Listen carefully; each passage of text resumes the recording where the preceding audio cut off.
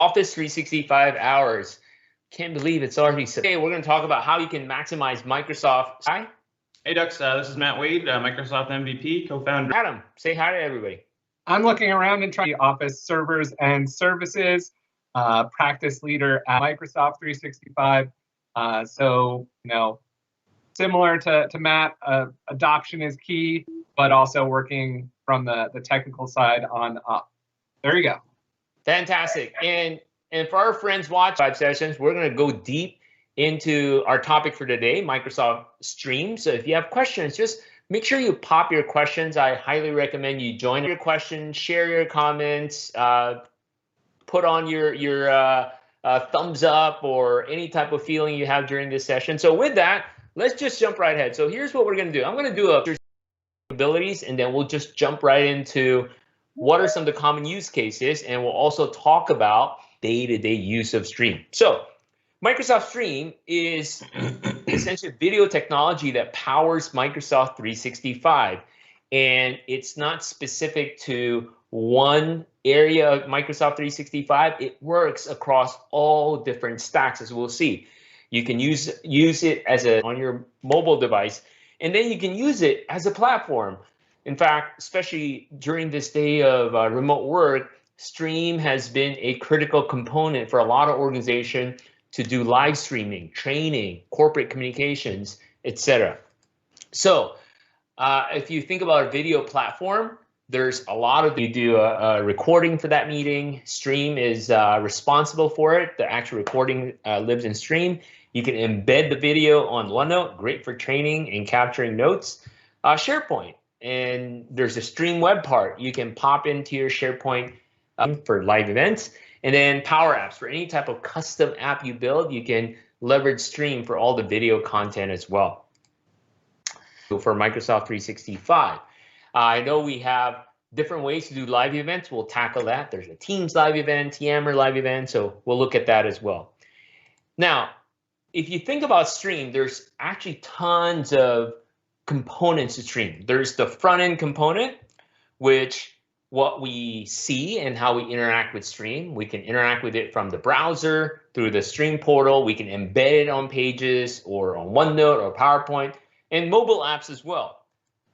Backend services relies on some of the core services around membership. So think about taking advantage of Azure AD for permissions, the ability to do search, and also at the end of the day, Stream is actually not a new technology. It's powered by Azure Media Services, which has been around for a long time. And this is very scalable. In fact, in case you don't know, the Summer Olympics, for example, all the live streaming is powered by Azure Media Services. So if you're thinking, is this scalable? Is this can this handle a lot of different people, a lot of different devices? Absolutely. So these are just some of the quick background for it.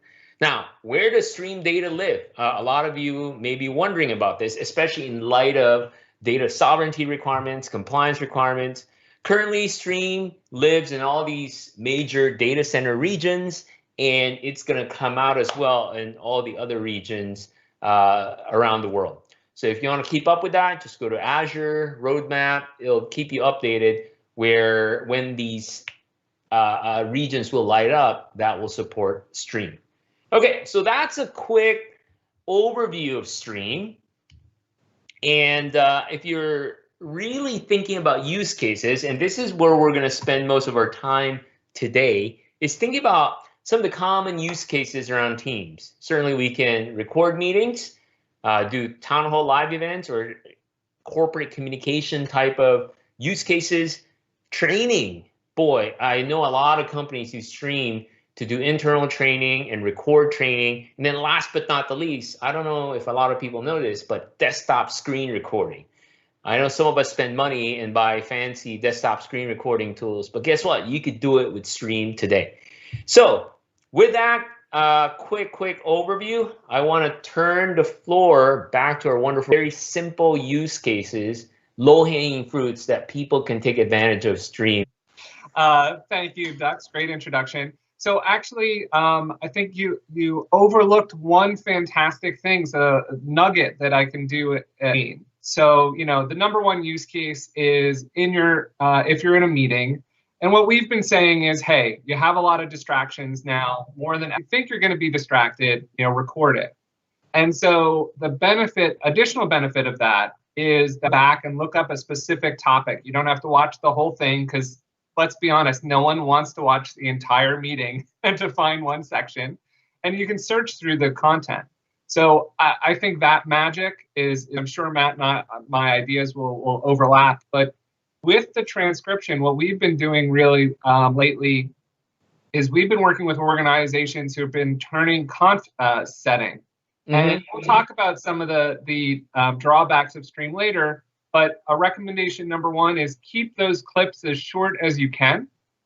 Just like you have a moderator looking at the chat, have someone recording sections because it's much easier to handle in Stream. And then also what happens is if you're talking about multiple languages, you can able to have the video with a live translation in their predominant language that has been touched by a human.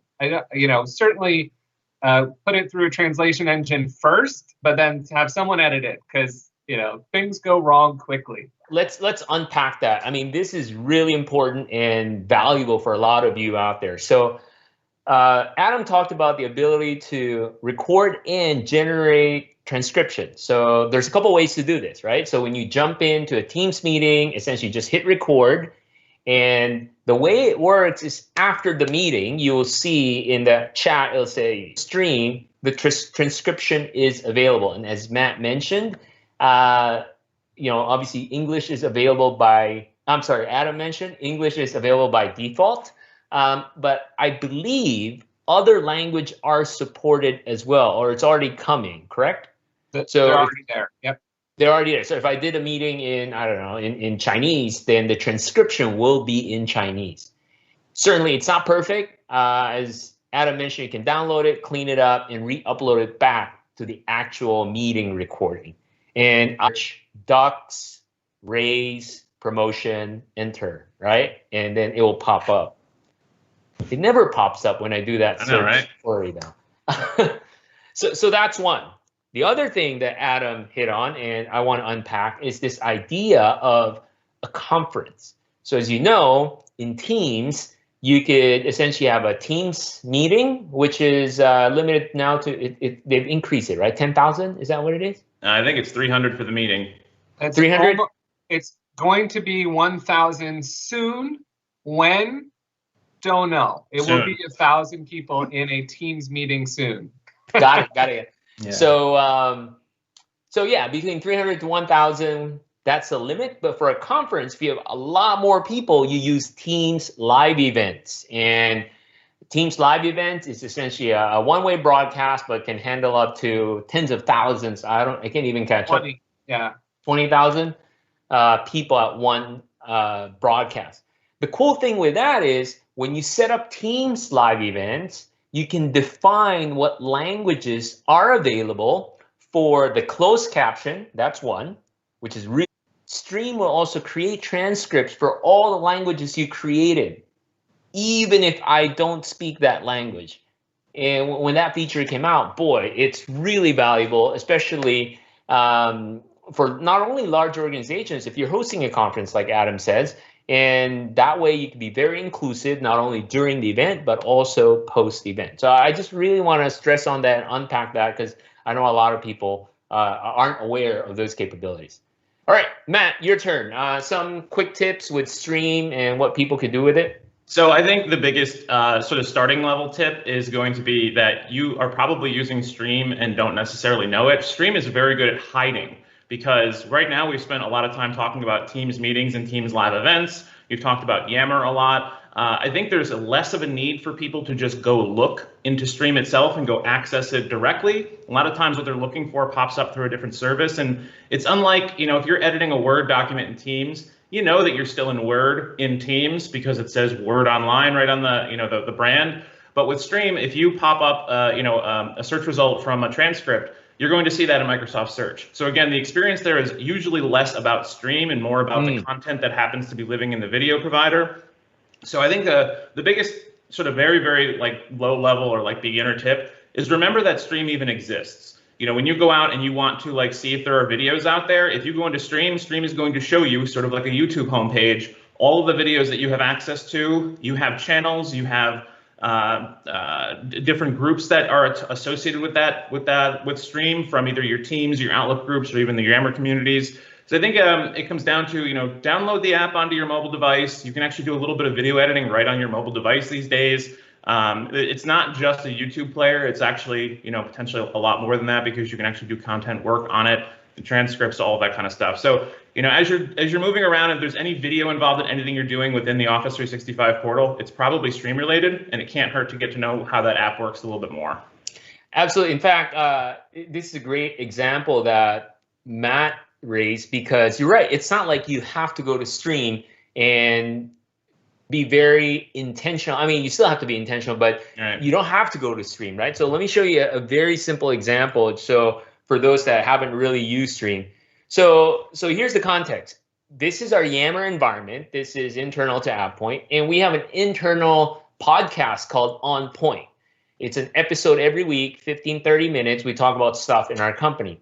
So here's our process, right? So I would get a guest, one of my colleagues around the world. I would schedule a Teams meeting. So in the Teams meeting, we talk about a topic. So like the most recent episode, we talked about our diversity, because we're a company of 1,200, 1,500 people. And so I invited my colleagues in Australia, Japan, and UK. We just did a Teams call, and I hit record. As soon as that's done, I essentially took that link and just pop it in this Yammer community called On Point. I said, hey, join blah, blah, this 3 people. This is what we talk about, and watch it. That's it. So the video itself, though, lives in Stream. So if I go to Stream, there's a whole channel just for On Point, but people don't really go here. I mean, if they do, great. But if not, that's okay too, because all this videos are curated and collected in this Yammer community, right? So just like, I love Matt's analogy, it's like YouTube, right? Where sure, you can go to YouTube, but all the videos can be embedded all over the place. Now, speaking of Yammer, Adam, do you want to kind of distinguish the difference between Teams live events and Yammer live events? Both of those are powered by Stream, but how are they different, and how can people use it? What are some of the use cases for it? Yeah, actually, I'd like to take an even further step back for a second, because both you and Matt used a really key word, which was video. And I'm not quite sure how many people on the call have been in Office 365 over the last, many years, or those who are just joining. But just in case there are some stalwarts like all of us who've been there since the beginning, I just want to mention there was and still is another service called Video. So this is one of the grand times that Microsoft has made a switch, and it's fairly confusing because Video had a lot of the identical capabilities of Stream, but a huge difference in it is if you go back to one of the first slides that Dux presented, is the infrastructure behind it. And also later, we're going to talk about some of the drawbacks. So Stream, while Video has been around for a long, long time, it is a new service. It's a new solution where the power is in all of that infrastructure, and the capabilities are rolling out to meet our expectations. There are some that aren't there right now. So just to remind people, there is something called Video. And by the way, Microsoft is being very helpful, and that if you do not do anything, they are going to change any pre-recorded videos into your Stream library. So that's really awesome. The only time that isn't so awesome is, and I work with a lot of people who have intranets, if you have an intranet and you are displaying that content onto pages with links directly to those videos, those are not going to be the same in the future. But it's a great service that Microsoft is purposefully moving it for us, for some of the stalwarts who have been there for a while. And if you're just new, ignore this segment of the live stream completely. But I did want to make it, just was funny I didn't think about it until you started saying video. And a little bit of the context on that. I think that the original due date for that whole transition where they were going to silently move your file or your videos from Office 365 to video, or Office 365 video to stream, I want to say that was like November 2018 was the original due date. And it kind of just fell off the roadmap, and it's just kind of sitting there for the time being. And I don't really have any explanation there, and I get that, but just so people know. It came back in March, actually. Oh, okay. So they did announce in March that by March 2021, the move would be complete. And the move is nice too, because I mean, think about if you were, moving from on-prem SharePoint to SharePoint Online, and Microsoft did the migration for you. Like, that will never happen, right? Right. The fact that they're even doing this is actually a pretty big win. Yeah, and now I'll say that with I said it with confidence, and then I'll say it with a caveat. Behind the scenes, we know a lot of things have been shifting and moving in Microsoft, and they're focusing on usability and the most used solutions right now. Not saying Stream isn't used, but the move of video to Stream might have been delayed. Who knows? We can try to dig that out of the team in the background. So we got a couple questions and comments before I jump back to you, Adam, for the difference between live events on Team or Yammer. A lot of good comments. So first, thank you. I'm not sure if I'm pronouncing your name right, but Aurelie. She loves the transcription. She always shows it to her clients. Leah here in DC has a question. When will Stream be available for external users? Is that something? Anybody want to take that question? Is that on the roadmap? I want to say soon. No, it is not publicly on the roadmap. So that was one of the tips I probably would have brought up, and I'm sure, Matt, you have the same thing, is I'll just go back to the conference example for a second. So for the conference, we are inviting people into a team so that they are in your Active Directory. Now, they still are external even at that point. But what we do is, unfortunately, we still have to download the streams and put them into that team for the external users to be able to view them. But at least, as strange as this is, they can view it either from SharePoint or from Teams in the file section, or if you put it directly into a channel. So let's clarify. So let's say you do a Teams live event, and in this live event, you can have anonymous. You don't have to have people authenticate, right? So essentially, you're sharing the stream anonymously. Doesn't that mean the recording is available anonymously too? No, unfortunately, the stream service is not available to anonymous users as of right now. So it's probably a major change that, as Matt said, is not officially on the roadmap. So we can't tell you, but the team is certainly aware that it is a feature that many people would like to have. I'm not sure it'll ever be fully anonymous. Correction. Oh, it is actually on the roadmap. I just found it. Fantastic. Oh, there you go. Calendar year 2020, December. So it looks like all environments, and you'll be able to share a link without a login, and stream admins will be able to control if the feature's enabled. So that's more data than I knew before. So that's an upgrade. There you go. I've never been so happy to be wrong. Yeah. I'll share the link. Actually. Thank you, Leah, for asking that question. We'll definitely pop that link in the LinkedIn stream here. Another feedback here, and then I'll get back to you, Adam, is Rob from Bradley University saying he likes the VTT to text converter, but can you export to text directly from Stream? Because he likes to paste the transcription in OneNote. Any thoughts on that?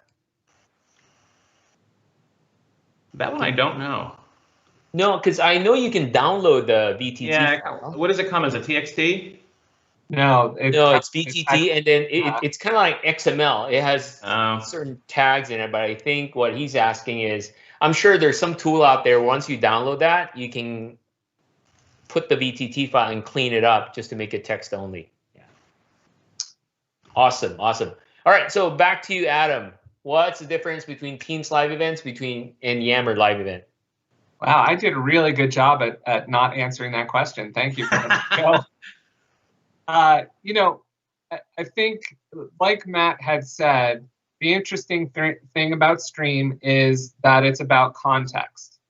And so the simplest answer is the capabilities are the same in the sense of video streaming and recording and what have you. The difference, at least in my perspective, and I'm expecting that Matt and you, Dux, are going to jump in too, is that the Yammer is a much more robust context, that you're watching and participating in the experience in Yammer. So you have the discussion, you have questions, you have different level of moderation than you do when you're doing the video itself. So, just I'll give you a picture if you haven't been on one. A live stream will be one or many speakers. There's actually typically a producer behind the scenes. There's one here today too, who can switch from cameras, who can switch from people, who can switch from content. You're managing the questions. It's not live. You're approving them, and that's still in your one team screen.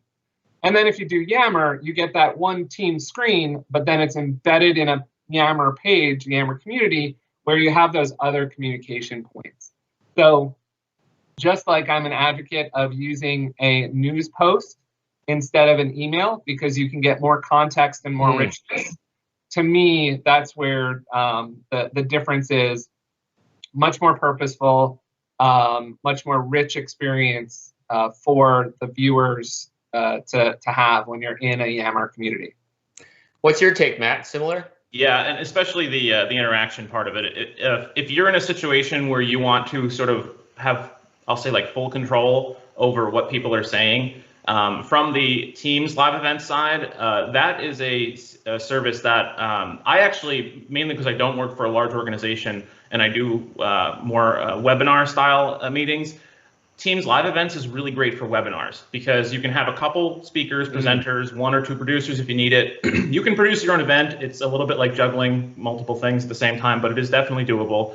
And then you have the Q&A that comes with it. So when you have Q&A, the presenters and producers can approve which questions become visible to all of the viewers. So if there are 15,000 people on one of these calls, you're not going to see chat. The chat doesn't exist for the attendees. There is chat from the perspective of the presenters and the producers. In fact, it's actually just basically a Teams meeting that happens to have like a broadcast space.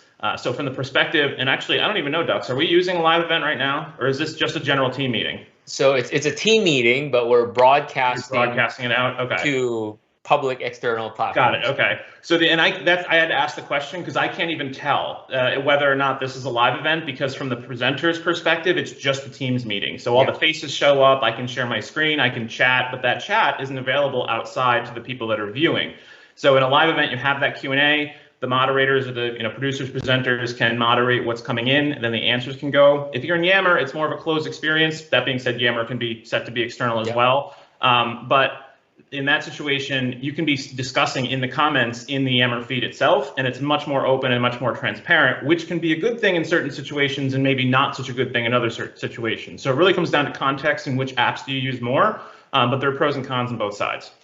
Yeah, to show everybody an example, as to what Adam and Matt is describing, right? So they're absolutely correct. So again, in our organization, we use both. We use Teams live events and Yammer live events. And Matt hit the nail on the head. So for us, for our monthly town halls, now we do monthly town halls. Our CEO would have a town hall in 2 time zones to cover our North America and EMEA colleagues and also APAC colleagues. And we do this in Yammer, and it's broadcasted on Yammer. And so this is from July. And the cool thing is this: as people are as the town hall is happening, people are posting pictures. We're interacting. So if I look at last June, we have all these updates, and we see people posting from their home. So the interactivity, it's more.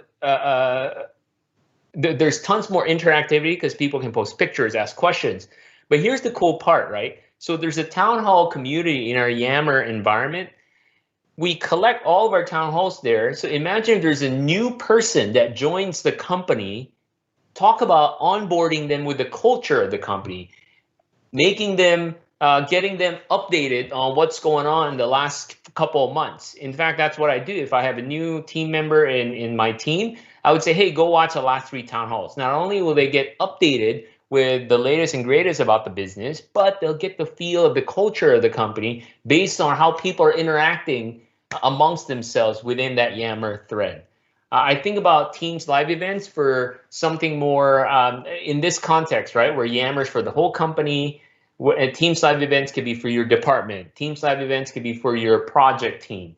But something that's more broader, Yammer live events certainly is more relevant. Okay, great. Let's see. We've got. Thank you for all these questions and comments coming here. So there's actually a converter. So Rob, again, from Bradley University, thank you for sharing. He shared a link on how to clean up the VTT file. Thank you so much. Okay, so what about now that a lot of people are using this? What are y'all's thoughts on the mobile app for Stream? Do y'all use it much? I mean, I've used it here and there, especially when pre-COVID on the train. I would just use that and listen. But I haven't really personally used it to stream from the mobile app. Have you all done that, or what are some of the use cases to take advantage of mobile app? I'll jump in first. So I'm a here and there on it as well. I think it comes down to what's your personal preference for consuming video. I'm also not somebody who generally watches. I watch a lot of YouTube videos. In fact, when I eat lunch, I usually have a couple of videos lined up that I'm going to watch while I'm eating lunch. I don't like the video experience on a small mobile device, and that's just personal preference. I don't generally go to stream. Again, pretty much all of our discussion so far has really all been about Teams and Yammer, for, unfortunately for stream sometimes. So my experience is generally going to be between or through those apps. So I don't see it. I don't use it a whole lot on my mobile, and it's really only if I'm on the go and I need to watch something or maybe play it in the car and just listen to something and basically make it a podcast kind of thing. So yeah, I'm not seeing the mobile app used from my perspective all that much. Adam, how about you? Have you worked with customers around use cases for mobile? Yeah, I mean, a lot are about the watch later and the offline usage of Stream. So for us internally, actually, we have a few different products running, and some are before. They would keep up with the sprint meetings and update.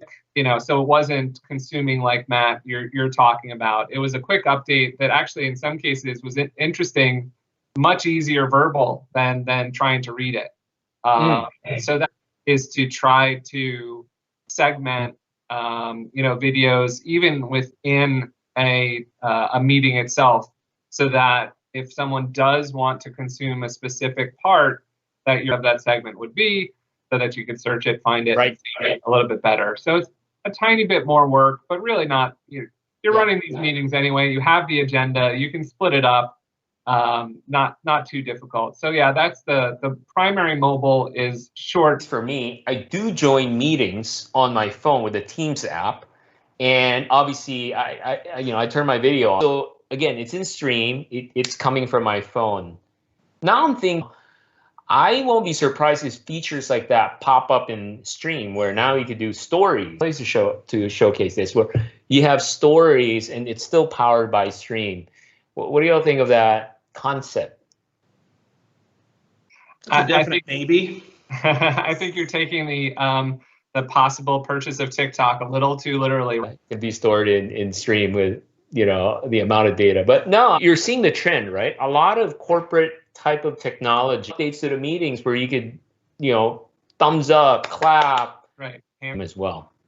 So I think that where we've been working a lot, as much as I was snarky, and I apologize, where the workers are predominantly mobilely based. But where they're mobilely based, then yeah, I mean, for example, that's been used so many times at Microsoft demonstrations. So what you're talking about, correct, instead of typing and all that. So I think there is a divide, short ones, but the frontline workers who are really putting the effort in, yeah, the service is right. my first day in the job, those type of quizzes or exams, so to speak. Now Stream is a big part of this. So have you have any insight to this, Matt? Or I mean, just looking at the number of posts online in O365, and they have Stream in the background. The I guess coming from Redmond, it seems a lot more webinars for that area of aspect of it. And let's say this from a commercial side of things. I think it's great for especially 2-3 minute quick overview just in time, like you were saying. One of the bigger sort of drawbacks to Stream still, actually create like a curriculum. You would have to link them in like a SharePoint page or something, which means now you have to know how to use SharePoint, or just share the links and make a Word doc or add it to your classroom notebook or something like that. Or use Microsoft List, right? Yeah, well, that's very true. But it's maybe not a real impact, but like if it were just easier in the app itself to make a prescribed playlist of apps or of videos to watch within in a certain order, right? You're not going to read a book on that action on, but I think that doesn't take away from the fact that it's just a really good source to store that kind of information, because like Adam was saying, more customizable than if you had a playlist option. Yep. But you still have to know how to use SharePoint. You still have to have access to use those features, and SharePoint's significantly easier now than it was 5 years ago, but it's still a little bit of learning curve. Yeah. You mentioned something real quick I want to use, but in Stream, you can do screen recording. I know some of you may have purchased high-end software like Camtasia and what have you, and certainly you could do a lot of editing, but if you just want something simple and easy and record your screen, you could do this with Stream. So let me just show, this is relatively new, so let me show this to folks watching here. So all you have to do is you go to Stream, and under Create, notice there's this thing called Record Screen. And it's actually pretty cool because now, it's going to say, hey, use your mic and what have you. And then once I hit, it's just going to record my screen. So you can create something really quick and short and easy. And once it's done, it auto uploads to Stream, and voila, there you go. So again, I share this with my colleagues a lot. It's a great benefit if you don't have any recording tool, but you want to show something to your colleagues. I am really impressed that it also works on a Mac, because I just tested it myself and it's cross-platform. There you go. Can I jump in for a second about the playlist concept? So I know that, if you are absolutely positively prepared, you can do a playlist by recording the sessions in reverse order that you want them to display. Or you can rename them and have like 01, 02, 03, or a numbering system. So, there's a lot of... It's kind of like channels, right? Creating channels, 01, 02. Yeah, the channels, right. The channels will only order by the place they were recorded. So we have, gone in a lot of cases to pages, even if it's a page embedded in a Teams tab. I know it gets ugly, but that's one of the silly things that just isn't available right now in Stream, is the ability to order, naturally order recordings. So, we've gone to a numbering system to be able to do that. Now, don't get me wrong, channels work in most cases because it's by topic and it's not necessarily in order, but you brought up one of the number one use cases, Dux, which is onboarding. So it matters. One comes before the next. So, you need to have that located where it is in an order that makes sense to people. A question here on LinkedIn: is there a limitation for screen recording? As far as I know, there's no limitation. I may have to double check, but I've recorded, over 30 minutes and it's fine. I think the backend, it behaves exactly the same way as the Teams recording capability, as if you're sharing your desktop. But there's the docs say that you can create a screen recording up to 15 minutes, including your camera and microphone, without any additional software. Okay. So now, I maybe may have been actually have a hard limit on that. Yeah. Great. Okay, so another question that came up is, what about governance and information protection? So let me throw in my 2 cents here. So information governance in Stream is getting improved. It's in Security and Compliance Center. So think about all the information governance available across the platform, be it for email and SharePoint, OneDrive, Teams.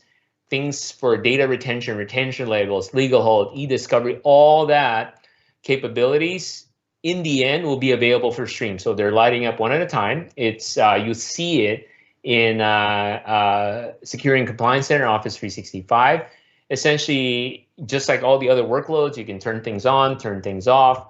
I'm pretty confident that the way Microsoft treats data, regardless of which app, and video data as well, they'll do the same for stream. Any thoughts on this, gentlemen, around information governance? So stepping away from like the retention and the sort of backdoor administrative stuff, just the basics of permission and access controls. Sure. So when you join a meeting, for example, and it's recorded, that video is going to be available to everybody that's in that meeting if it's an internal meeting, access-wise. And if you can actually go into Stream and look at the list of my content, it will give you access to everything that you have or everything that's publicly shared within Stream. That can become a bit of a nightmare, especially if you do a lot of external meetings or including people that are not within your organization in that meeting. The only good way right now to share that video recording with anybody is, the way that I do it at least, is I download the video and then upload it to my OneDrive and then share the link from my OneDrive, which is a workaround, but that's how you get around in one way to get around the ability to share externally. The other thing, though, is that these videos are going to be hosted within, for the most part, I don't think there's very many examples outside of creating stream content directly in Stream where it's not going to be within a group. So if you're creating a video off of let's say a private channel meeting, or a channel meeting, you can't do private channel meetings, and that file is going to get uploaded or saved to the corresponding group in Stream that is connected to the Teams team that you have. If you do it in Yammer, it's going to be connected to that group as well. And it means you actually have access to those groups in Stream itself. So if you wanted to upload something directly to Stream that was accessible just to that group or that team, you can upload it there and automatically it's available to them, just like the team site in SharePoint would be that's associated with it.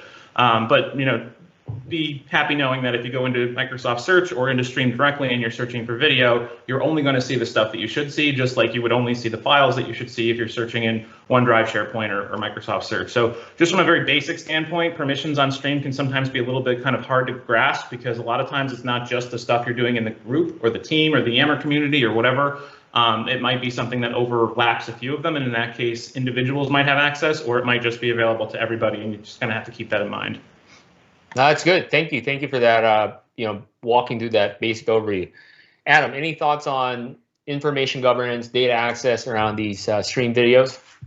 I think I'll just be succinct and say that they need to catch up quick. I think, used YouTube, private YouTube for a long time. Nothing wrong with it. It's just an external system. So I could name 100 other Vimeo and other video systems. So not picking on a video system. You have the capability within your Office 365 license. It's still in the ecosystem.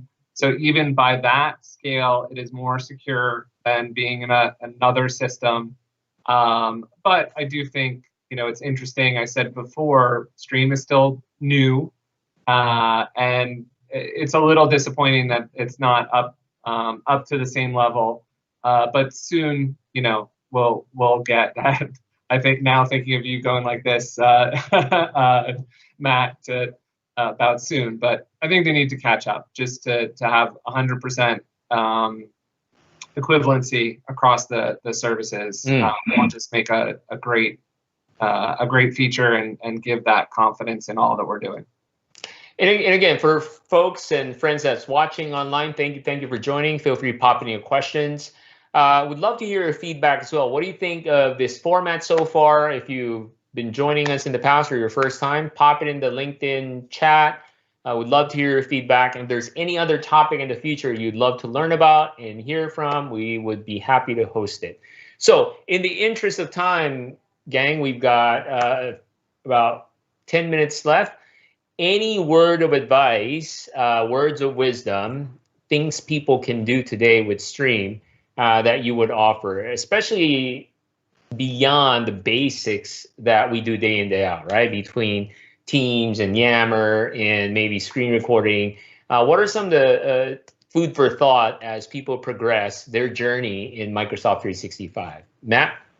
So I got two sort of big ones that I think can really help out. First, when it comes to meeting recordings, keep privacy or applicability to being recorded in mind. Just because you can record doesn't necessarily mean that you should. And if there's a lot of meetings that you take part in where there's just a lot of brainstorming, that can be useful sometimes, but it's not always. So if you're not really making decisions, or you don't have like you're not making it as a record, it may not be the most useful thing to record. And I don't just say that because I don't know, just don't do it. But one, it takes up a lot of space transcript wise. So if you actually have the transcript turned on, that now bloats your search results. So all of that text is being just dropped into your search engine. So there's a lot of sort of extraneous crap potentially that's just living there. And two, it may impact how people speak and how they partake. So if they're being recorded, they might be less likely to be more open or more themselves because they're being recorded, and it can be looked back at later, or it's transcribed and it might pop up into somebody's search results. And I say that because a lot of times you have meetings where you are really pushing the whole safe space mentality. And one of the key aspects of that is that it's only everybody's memory that can remember back to what happened in that event. And sometimes if you hold yourself back on even cracking a joke or throwing some sort of blue sky idea out there, that may not be said, and that may not impact somebody else to say something that actually led to the good idea that the event actually led out to. So that's one thing. And I'm not saying recording is bad, because it really can be good. But use it in the right instance and make sure that it's the right thing to be using it for. And the second is, I spent a number of years as a knowledge management professional and oversaw a lot of the content that we were keeping and curating to make sure that people could access information easily. That includes, a well-designed intranet. That includes optimizing search. And one of the things that you'll see if you ever get into knowledge management, and honestly, anybody that works in an office is doing knowledge management of some sort. When you send somebody an email or a message, like you're accumulating information and you're sending it to that person so that they can become more knowledgeable, right? The thing about sort of the KM profession was for the last 15, even 20 years, if you look at the documentation, they would always push this: as people are retiring, have them do an exit interview and record it, and then save it so that other people can watch it. And I will say, every single session that I sat through that made that comment, until we had things like transcription, I would roll my eyes at, because nobody just sits down and pokes through a video library to figure out what John Smith from 1999 had learned about doing XYZ engineering product development back in 1974, right? Now that's super useful in the right situation, that just in time, just enough, just for me type of situation. Now you finally have it, and that's with the transcription and the connection of transcription to search. So you can take, if organizations have made those recordings, which I'm sure very few of them did it knowing or hoping that someday they could auto-transcribe, you can now dump them into Stream, and there's now information that's relevant to you. And then as the newer stuff is happening, as you do it, that information is now valuable, and you can actually do searches where it'll pop up and say, okay, at minute mark 2108, somebody said, this key word about this key part, about this key component that was important, a lesson learned that we don't want to do that again moving forward, and here's why. And that story is told by a person who's, recorded in 2002 and has since passed away, and you could never get that information out of that person anymore. So there's actually real value now, and I think all the documentation on knowledge management and doing exit interviews is always so sort of chuckle worthy back in the day, but now it's not, because you can actually get that information and it's at your fingertips. Matt, you just gave me an idea. I'm going to take all these video recorded in our family history, be it weddings, birthdays. You take that video, you never watch it, right? But then I'll stick it in Stream so it'll auto transcribe. Yeah, sure that. All right, Adam, words of advice? Yeah, so I mean, I think that was fantastic from Matt. Definitely, the shorter the better to be consumable, and that's just a standard thing. And then also, I do run a development team, and we typically are, recording the final pieces, the demonstrations. We use an agile methodology. There's no one, but I would say with the capability to record easily, look at how an agile methodology works, and can you apply that? Exactly like Matt said, where are decisions? Where are demonstrations? And be very purposeful and record it. And now people might have to change their habits just a tiny bit, but because you have the capability, it makes those decisions more memorable, quite literally, because you're more purposeful about that presentation, and then also because you can go back and get it. So it doesn't have to be long, but once you've made that decision, you're defending that decision, no matter what it is. It's a marketing campaign, it's a new form that you've created. Record that 3-minute overview so that it's there. That also turns into great reference if you're making a training about that decision, because you can go back and you can see, you're not going to use that video again, but you can go back and see it. And then another one, speaking of training, is to use forms. Now, there are some people who are using full learning management systems and SCORM compliant systems, and we're not there yet, but that's another thing that they are looking at long term. But it is still great that you can go through a video, and then you can attach a form in the middle of that video. Truth be told, they could skip it if they wanted to, but it's in line, so it acts as a quiz. And it's really great just to check in. Again, onboarding, we've used it with them, just as a fun way to check that people are paying attention and they have the right information that they need. So those would be 2 really quick tips I'd give. No, that's great. And for me, my last tip is kind of piggybacking off of what Matt and Adam said, is take advantage of Stream. And Stream is a great way to share knowledge and convey information. Do it short, and it doesn't have to be perfect. Gone are the days where we need to have like a perfect production, in a nice studio. People love the ad hoc, very authentic, real videos that comes on demand. And we're so used to it now that even in our day-to-day work life, people are okay with it. And Stream is just a great platform that's available to everybody in the organization. So with that, friends, thank you so much for joining us, Matt, Adam. It's I owe both of you a bunch of lunch now for jumping on. But for everybody watching, thank you for joining us. Hopefully this has been a good learning for you, and I look forward for you to join us in 2 weeks for another session of Office 365 Hours. Until then, have a great day, have a great week, wash your hands, wear your mask, and keep safe. Bye.